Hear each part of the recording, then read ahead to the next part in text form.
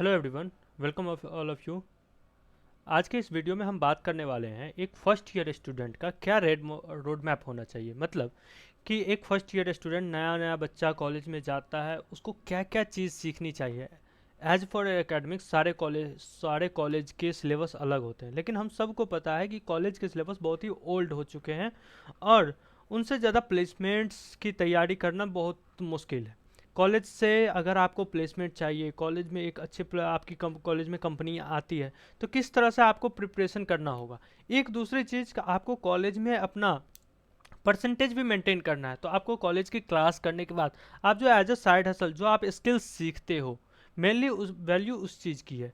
तो आप उस स्किल्स में कैसे स्टार्ट कर सकते हो, कैसे क्या कर सकते हो, उसके बारे में एक फर्स्ट ईयर स्टूडेंट की क्या रेड मैप होनी चाहिए।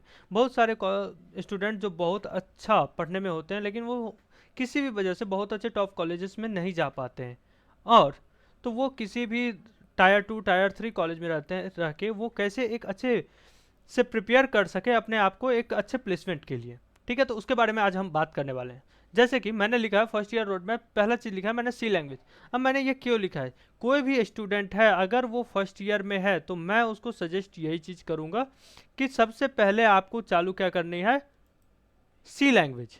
अब ये सी लैंग्वेज क्यों, क्योंकि सी लैंग्वेज हमको पता है सबसे पुरानी लैंग्वेज जो अभी तक यूज होती हुई आ रही है। सी लैंग्वेज से हम क्या कर, सबसे पहले प्रोग्रामिंग का फंडामेंटल्स जो होते हैं ना, वो क्लियर हो जाते हैं। जो लूप कैसे लगाना है, कैसे फोर लूप काम करता है, कैसे वाइल लूप काम करता है, कैसे उसमें अलग अलग चीज़ें यूज करते हैं, कैसे वेरिएबल डिक्लेयर करते हैं, क्या डेटा टाइप क्या होता है। इसके लिए कोई लोग बोलेगा सी लैंग्वेज क्यों, हम पाइथन भी सीख सकते हैं।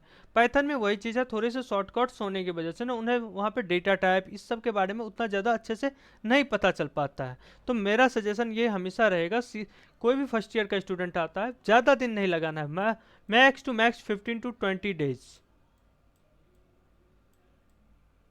अगर आपने मैक्स 50 to 20 डेज लगा दिए सी लैंग्वेज सीखने में, मोर देन इनफ है। और इसके लिए मैंने रिसोर्सेज भी बता रखे हैं कि कहाँ से आपको सी लैंग्वेज सीखना चाहिए। और फिर भी किसी को नहीं पता हो तो वो आराम से हमको मैसेज कर सकते हैं इंस्टा पे, तो मैं आपको वो रिसोर्सेज सेंड कर दूंगा। ठीक। दूसरा चीज़ आता है जो सी लैंग्वेज सीखने के बाद क्या करें। बहुत सारे लोगों के मन में डाउट होता है जो हम क्या करें।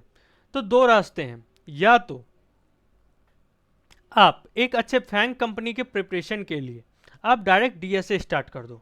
डीएसए का क्या मतलब होता है, डेटा स्ट्रक्चर एंड एल्गोरिदम। वो क्या होता है, या तो सी लैंग्वेज के बाद हम क्या करते हैं, डीएसए के रास्ते पे निकल पड़ते हैं। डीएसए मतलब उसमें क्वेश्चन सॉल्व करने होते हैं। वो एज एक तरह से एक आप समझ सकते हैं एक मैथमेटिक्स की प्रिपरेशन है। ठीक है, जो हर एक कंपनी अपने इंटरव्यू में पूछती ही पूछती है। कोई अगर ये रोड मैप ले रहा है ना वेब डेवलपमेंट के लिए, उसको भी बाद में जाके इसको प्रिपरेशन करना पड़ेगा। लेकिन प्रेफर ये है कि हमें पहले कौन सा करना चाहिए। तो कुछ लोगों को मतलब मैथमेटिक्स से ज़्यादा जिन्हें लगाव होता है, जिनको वो चीज़ में अच्छा लगने लगता है, तो वो आप जा सकते हो डायरेक्ट डीएसए में। अब डीएसए में जाने से ये होता है कि हम इसमें एक प्रोग्रामिंग लैंग्वेज सीखते हैं। सबसे पहले एक प्रोग्रामिंग लैंग्वेज सीखेंगे। अब दिक्कत आएगी, हम तो सी सीख चुके हैं, क्या सी से काम चल जाएगा? सी से काम चल जाएगा, लेकिन हमें इसको एक अच्छे लेवल पे प्रिपेयर होने के लिए इंटरव्यू के लिए हमें कोशिश करना होगा सी से ही मिलता जुलता है सी प्लस प्लस। सी के बहुत सारे सिंटेक्स जो आपने यहाँ टाइम लगा है, जो आपने यहाँ सीखे, वो सेम चीज़ कहाँ यूज होगा, सी प्लस प्लस। या फिर आप अपने फ्यूचर में देखते हुए आप जावा भी सीख सकते हो। आप दोनों में से कोई भी प्रिफर कर सकते हो। क्या हम यहाँ पाइथन सीख सकते हैं? तो इसका जवाब है नहीं, क्योंकि पाइथन में यूज नहीं किया जाता डीएसए के लिए मैक्सिमम। कुछ लोग करते हैं, लेकिन as a for interview in India कहीं भी पाइथन में इंटरव्यू नहीं होता डीएसए का। ठीक है, तो हमें कौन सा, सी प्लस प्लस और जावा। ठीक है, हमने ये किया, हम इसका बेसिक सीखेंगे। बेसिक सीखने के लिए बहुत सारे रिसोर्सेस हैं, यूट्यूब पे अवेलेबल हैं, आप सर्च कर सकते हैं। इंटरनेट पे बहुत सारे आर्टिकल्स मिल जाएंगे, उस पर सर्च करके आप सीख सकते हैं। दूसरा चीज़, प्रोग्रामिंग लैंग्वेज सीखने के बाद क्या करें, ये इसके बाद का रोड मैप है। इस दोनों में से आपने एक चॉइस किया, सी प्लस प्लस या जावा। अब उसके साथ आपको क्या क्या सीखना है, डेटा स्ट्रक्चर एंड एल्गोरिदम। अब डेटा स्ट्रक्चर क्या होता है, मतलब एक डेटा को किस तरह से आप रखा जाता है, किस स्ट्रक्चर के रूप में रखा जाता है, उस चीज़ को डेटा स्ट्रक्चर, और कौन कौन से एल्गोरिदम लगा करके उसको डाटा को फेच किया जाता है, निकाला जाता है, उसको यूज किया जाता है, एल्गोरिदम वो होते हैं। ठीक है, तो डेटा स्ट्रक्चर में ये मेनली बेसिक टॉपिक्स हैं। अगर आपने इतना भी फर्स्ट ईयर में कर लिया है और इसके क्वेश्चंस बहुत सारे कोड सेफ और भी हैकर रैंक, इस तरह के बहुत सारे लीड कोड, इस तरह के वेबसाइट हैं, आप इस पे जा करके अगर आप ये प्रैक्टिस करते हैं क्वेश्चन का, तो एक बहुत अच्छी प्रैक्टिस बन जाएगी। इसके बाद डेटा स्ट्रक्चर में आपको ये टॉपिक सीखने हैं।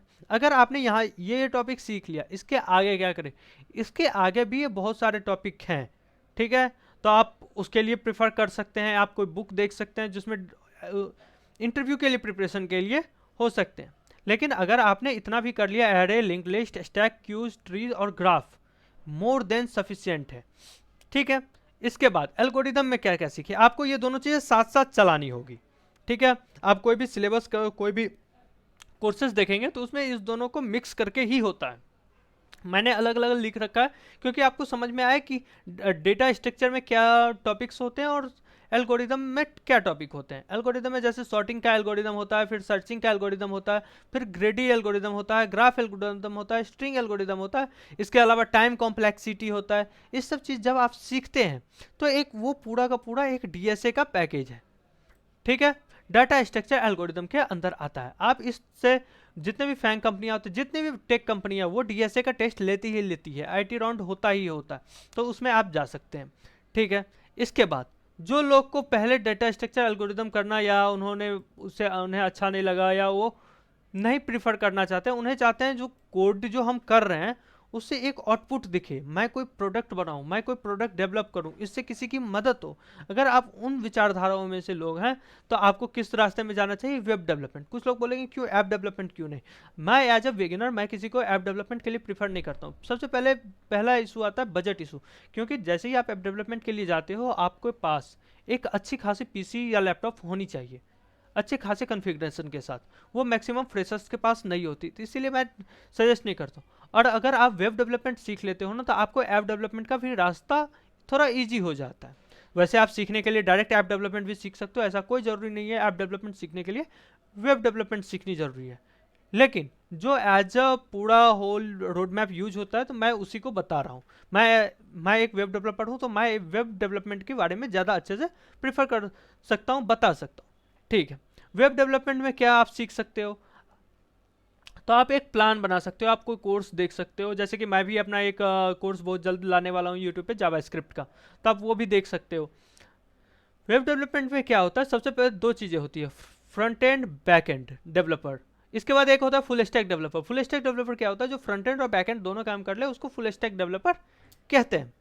ठीक है, इसके बाद होता है डेवऑप्स इंजीनियर। उस सब के बारे में हम अभी बात नहीं करेंगे, अभी फ्रेशर्स के लिए है ये वीडियो। तो हमें पता है कि फ्रेशर्स बहुत ज़्यादा जानकारी नहीं रखते हैं और एक ही बार में सब कुछ बता देना, उससे क्या हो जाता है, उनके दिमाग में एक हाइप क्रिएट हो जाता है जो हम ये चीज़ नहीं कर पाएंगे। मैं हर चीज़ों को एकदम स्लो ईजी रखने का प्रयास किया हूँ। ठीक है, इसमें फ्रंट एंड डेवलपमेंट में आपको HTML CSS जावास्क्रिप्ट, अगर आपने पहले सेमेस्टर फर्स्ट सेमेस्टर में अगर आपने इतना भी क्लियर कर लिया तो मोर देन इनफ है। आप ये चीज़ कर सकते हैं, आप बहुत अच्छे रास्ते पे जा रहे हो। जब आप HTML CSS जावास्क्रिप्ट और इसके साथ साथ आपने कुछ 2-4 प्रोजेक्ट बना लिए ना अच्छे, तो आपका कॉन्फिडेंस अब ऑटोमेटिक हाई लेवल पे चल जाएगा। इसके बाद क्या करना है, आपको बूटस्ट्रैप सीखना है। इसके बाद या तो आप रिएक्ट सीख सकते हो या एंगुलर सीखते हो। अब ये रिएक्ट और एंगुलर क्या है, रिएक्ट एक लाइब्रेरी है किसका, जावास्क्रिप्ट का।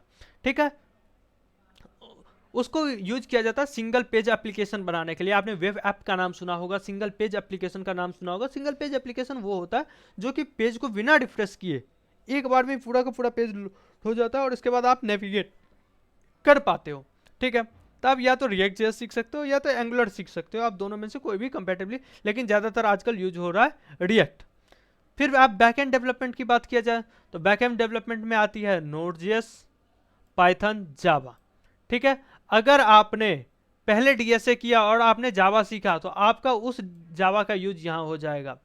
अगर आपने स्कूल में पहले से पाइथन सीख रखा है तो आप पाइथन में और अच्छा करके सीख सकते हो। पाइथन ये MySQL क्या है, ये एक डेटाबेस है।